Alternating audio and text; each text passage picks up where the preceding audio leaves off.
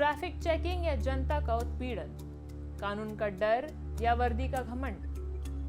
नमस्कार, आप देख रहे हैं युग अभियान टाइम्स और ये है मुद्दा आपका।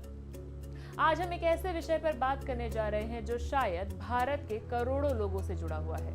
हम में से लगभग हर व्यक्ति कभी ना कभी ट्रैफिक पुलिस द्वारा रोका गया है। कभी दस्तावेजों की जांच के लिए, कभी हेलमेट चेकिंग के लिए, तो कभी सीट बेल्ट के लिए और कभी ड्रंक एंड ड्राइव अभियान के दौरान।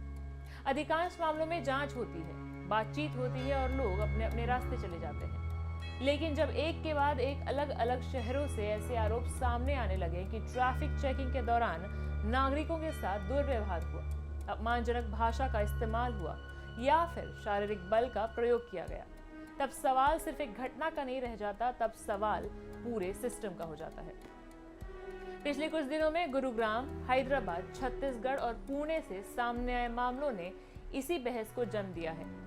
इन घटनाओं में कुछ आरोप हैं, कुछ वीडियोस हैं, तो कुछ जांच के अधीन मामले हैं और कुछ ऐसे दृश्य हैं जिन्हें देश ने अपनी आंखों से देखा। लेकिन इन सबके बीच एक सवाल लगातार खड़ा है, क्या कानून लागू करने वाले अधिकारी को किसी नागरिक पर हाथ उठाने का अधिकार है? क्या ट्रैफिक चेकिंग के नाम पर किसी नागरिक को अपमानित किया जा सकता है? और क्या आज पुलिस और जनता के बीच भरोसे की दूरी बढ़ती जा रही है? आइए शुरुआत करते हैं गुरुग्राम से। 6 जून की रात को एक रिटायर्ड आर्मी अधिकारी अपने परिवार के साथ घर लौट रहे थे। आरोप है कि रास्ते में ड्रंक एंड ड्राइव चेकिंग के दौरान उन्हें रोका गया। अधिकारी का दावा है कि ब्रेथलाइजर टेस्ट में इस्तेमाल किया गया स्ट्रॉ पहले किसी अन्य व्यक्ति पर इस्तेमाल हो चुका था। उनका कहना है कि शुरुआती रीडिंग 91 आई और उन्हें शराब पीकर गाड़ी चलाने का आरोपी मान लिया गया। लेकिन जब उन्होंने नए स्ट्रॉ के साथ दोबारा टेस्ट की मांग की तो परिणाम पूरी तरह अलग निकला। उन्होंने आरोप लगाया कि उन्हें और उनके परिवार को लंबे समय तक सड़क पर रोके रखा गया और उनके साथ उचित व्यवहार नहीं किया गया। अब दूसरी तरफ पुलिस की पक्ष भी सुननी जरूरी है। गुरुग्राम पुलिस का कहना है कि बॉडी कैमरा फुटेज की समीक्षा की गई और अब तक किसी तरह के दुर्व्यवहार के प्रमाण नहीं मिले। पुलिस के अनुसार कार्रवाई नियमों के तहत की गई थी और जांच अभी भी जारी है। लेकिन यहाँ पर एक महत्वपूर्ण बात समझने की जरूरत है। हमारा उद्देश्य किसी जांच के निष्कर्ष से पहले किसी को दोषी ठहराना नहीं है। लेकिन अगर एक पूर्व सैन्य अधिकारी सार्वजनिक रूप से इस तरह के आरोप लगा रहा है और दूसरी तरफ पुलिस उन्हें खारिज कर रही है, तो सवाल ये बनता है कि ऐसी स्थिति में सच सामने लाने का सबसे विश्वसनीय तरीका क्या है? क्या हर चेकिंग प्रक्रिया की रिकॉर्डिंग अनिवार्य होनी चाहिए? क्या हर नागरिक को यह भरोसा होना चाहिए कि अगर उसके साथ गलत होता है तो उसके पास न्याय पाने का स्पष्ट रास्ता मौजूद है? अब बात करते हैं उस घटना की जिसने सोशल मीडिया पर सबसे ज्यादा चर्चा बटोरी। हैदराबाद के गांचीबौली में ड्रंक एंड ड्राइव अभियान चल रहा था। एक व्यक्ति ब्रेथलाइजर टेस्ट दे रहा था। वीडियो में दिखाई देता है कि वह मशीन को सही तरीके से इस्तेमाल नहीं कर पा रहा था, लेकिन पुलिसकर्मी उसे समझा भी रहे थे। लेकिन कुछ ही सेकंड बाद एक अधिकारी उसे थप्पड़ मार देता है। यहाँ रुककर हमें एक बहुत महत्वपूर्ण सवाल पूछना होगा।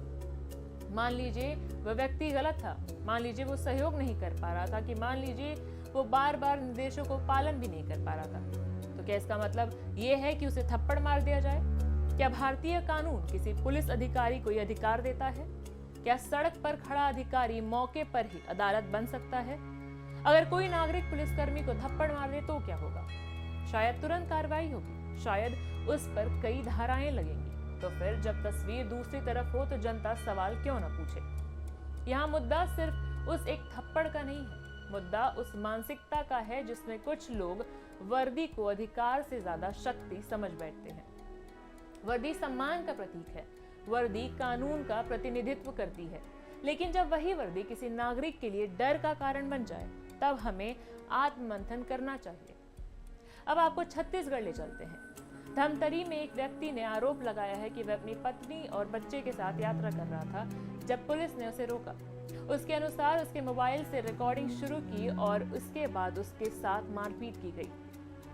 दूसरी तरफ पुलिस का कहना है कि वाहन की नंबर प्लेट क्षतिग्रस्त थी, सत्यापन आवश्यक था और व्यक्ति सहयोग नहीं कर रहा था। यह मामला भी जांच और दावों के बीच खड़ा है, लेकिन इस घटना ने एक अलग सवाल पैदा किया। आखिर क्यों आज भारत में लोग पुलिस से बातचीत करते समय सबसे पहले अपना मोबाइल कैमरा निकालते हैं?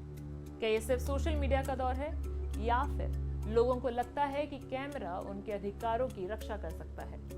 10 साल पहले शायद ऐसा नहीं था, लेकिन आज सड़क पर विवाद हो, सरकारी कार्यालय में बहस हो या किसी अधिकारी से बातचीत, लोग तुरंत रिकॉर्डिंग शुरू कर देते हैं। इसका एक कारण हो सकता है तकनीक, लेकिन दूसरा कारण विश्वास का संकट भी हो सकता है। अब पुणे की बात करते हैं। विमान नगर में एक मोटरिस्ट ने आरोप लगाया कि ट्रैफिक अधिकारी ने उसे धमकाया, उसके वाहन में बिना अनुमति प्रवेश किया और अपमानजनक भाषा का इस्तेमाल किया। मामला जांच के लिए भेजा गया है, लेकिन अगर हम इन चारों घटनाओं को एक साथ रखें तो एक पैटर्न दिखाई देता है। अलग अलग शहर, अलग अलग लोग, अलग अलग परिस्थितियां, लेकिन शिकायत लगभग एक जैसी। दुर्व्यवहार, शक्ति का प्रदर्शन और जवाबदेही की कमी। हालांकि यहाँ एक और महत्वपूर्ण बात है जो अक्सर ऐसी चर्चाओं में छूट जाती है। क्या हर बार पुलिस की गलती होती है? नहीं, बिल्कुल नहीं। ये कहना भी उतना ही गलत होगा जितना बिना जांच किसी पुलिस अधिकारी को दोषी ठहराना होगा। हम सब ने सड़कों पर ऐसे लोगों को भी देखा है जो नियम तोड़ते हैं और फिर पुलिस से ही बहस करने लगते हैं। ऐसे लोग भी हैं जो शराब पीकर वाहन चलाते हैं और पकड़े जाने पर प्रभाव, पैसा या फिर दबाव का इस्तेमाल करने की कोशिश करते हैं। ऐसे लोग भी हैं जो कैमरा ऑन करके सिर्फ एक कहानी का पहलू दिखाते हैं, यानी तस्वीर के दो पहलू हैं। लेकिन फिर भी एक सिद्धांत हमेशा याद रखना होगा, कानून का पालन करवाना और कानून अपने हाथ में लेना दोनों दो अलग बातें हैं। एक पुलिस अधिकारी चालान कर सकता है, वो वाहन जब्त कर सकता है, पुलिस अधिकारी कानून कार्रवाई भी कर सकता है, लेकिन वो किसी नागरिक को अपमानित करने का अधिकार नहीं रखता, क्योंकि भारतीय संविधान हर नागरिक को गरिमा के साथ जीने का पूरा अधिकार देता है। और यही वजह है कि आज ये चर्चा जरूरी है। अब एक और महत्वपूर्ण पहलू पर बात करते हैं। भारत में ड्रंक एंड ड्राइविंग कितना बड़ा खतरा है। हर साल हजारों सड़क दुर्घटनाएं होती हैं, इनमें से बड़ी संख्या शराब पीकर वाहन चलाने से जुड़ी होती है। कई परिवार एक पल में बिखर जाते हैं। कोई अपने बेटे को खो देता है, कोई अपनी पत्नी को, तो कोई अपने माता पिता को। इसलिए जब पुलिस रात में सड़क पर खड़ी होती है तो वाहन जांच करती है, तो इसका उद्देश्य सिर्फ चालान काटना नहीं होता, उसका उद्देश्य जान बचाना होना चाहिए। लेकिन क्या जान बचाने की प्रतिक्रिया सम्मानजनक नहीं हो सकती? क्या सख्ती और शालीनता साथ नहीं चल सकते? क्या कानून और संवेदनशीलता एक साथ नहीं हो सकते? ये आज का असली मुद्दा है। अब बात करते हैं समाधान की, कि अगर एक नागरिक को लगता है कि उसके साथ गलत हुआ तो उसे क्या करना चाहिए। सबसे पहले उसे शांत रहना चाहिए। गुस्सा अक्सर स्थिति को और बिगाड़ देता है।